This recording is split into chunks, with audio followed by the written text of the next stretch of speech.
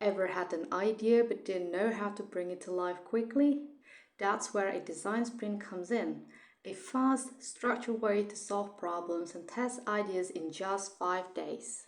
What is a design sprint? A design sprint is a step-by-step process used by teams to solve problems, design solutions, and test them, all in a short time.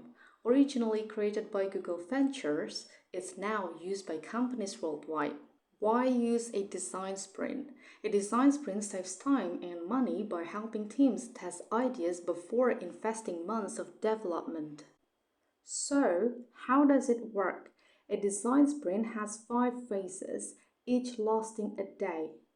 Day 1, define the problem. Day 2, brainstorm possible solutions. Day 3, pick the best idea and sketch it out. Day 4, create a simple version of the solution. And day 5, get real user feedback. Let's talk about a real-life example.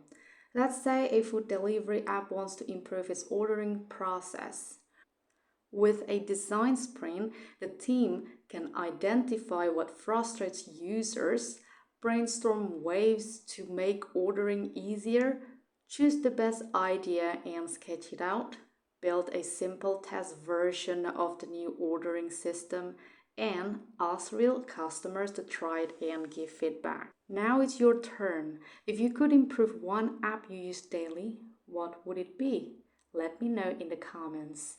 Thank you for watching. Don't forget to subscribe to my channel and hit the notification bell to stay updated with more IT and Design 101 content. And if you find this video helpful, please press like and share.